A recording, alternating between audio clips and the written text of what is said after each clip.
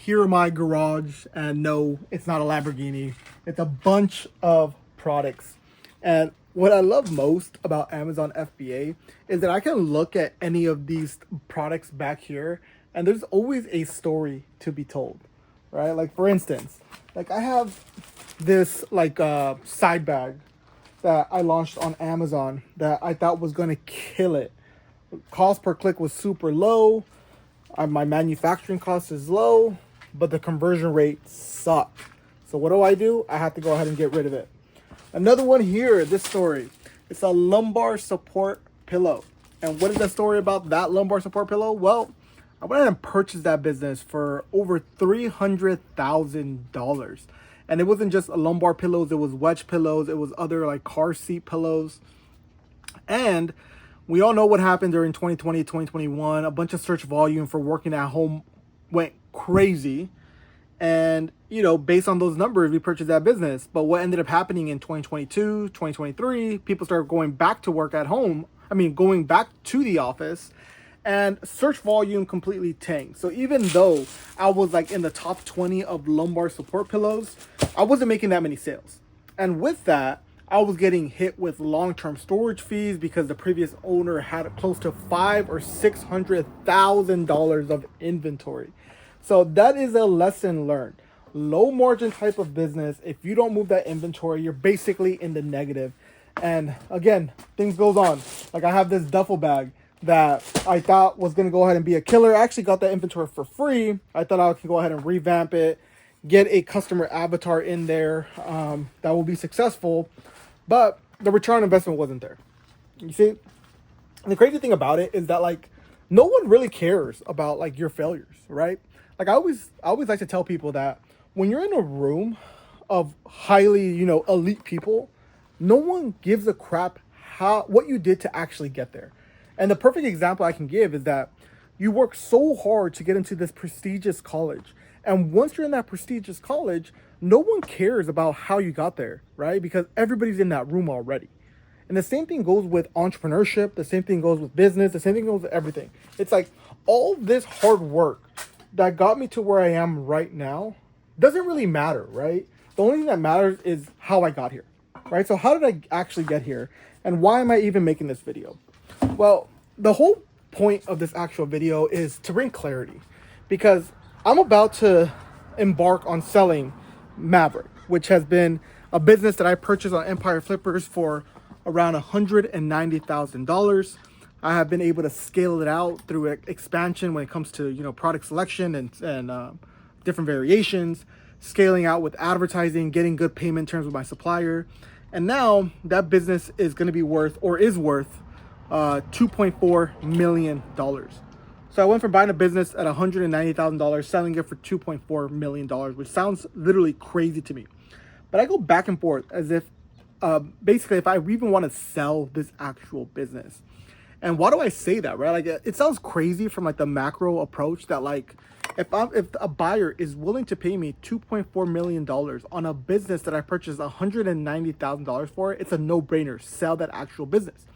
But then I get to thinking like, what am I going to do with that money, right?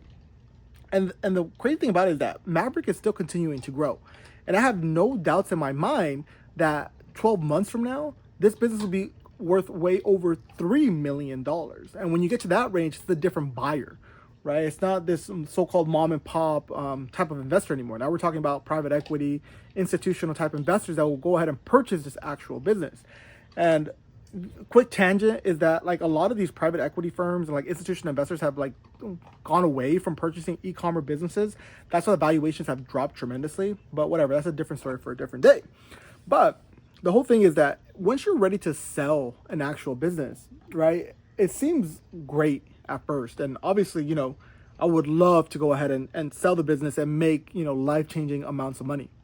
But at the end of the day, like business, especially when e-commerce, once every like supply chain is fixed, once you have those growth opportunities, it's a cash flowing machine.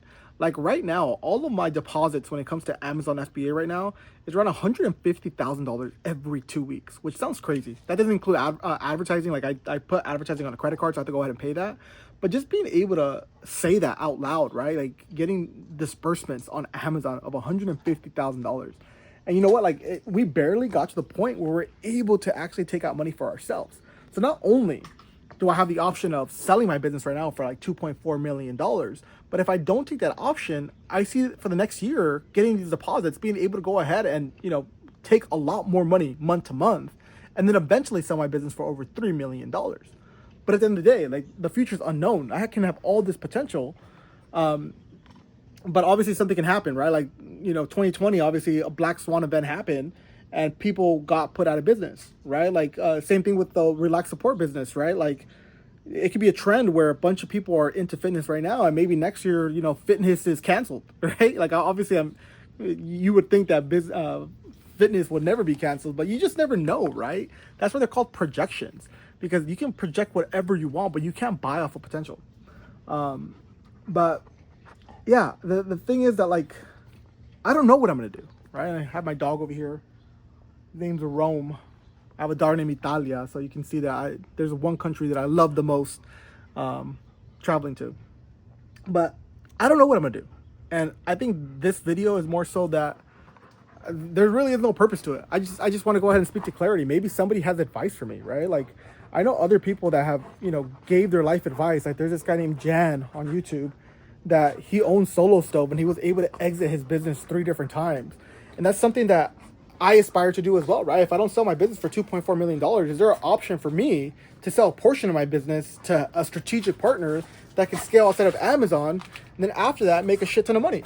Because I just feel like Maverick has so much potential that I feel like selling it is going to make me regret it, if that makes any sense at all, right? Because even though I would make the money, I just don't know what I'm going to do with that money. Like I've went ahead and expressed that I want to start my own private equity fund, and maybe if I sell this business, that can be a goal of mine to start raising money and start actually becoming like a Thrashios or these big aggregators that failed, right? And being able to go ahead and kind of be risk adverse to it, where we do a barbell approach where we buy seasoned Amazon FBA businesses that have been making money, consistent money for the last couple years, and not do anything to it. It's just a cash flow machine, while we buy other businesses that are risky, like a relaxed support, right? Like that was super risky and it failed, but Maverick was in the same boat as being as risky, and it succeeded like crazy, right? So I don't know.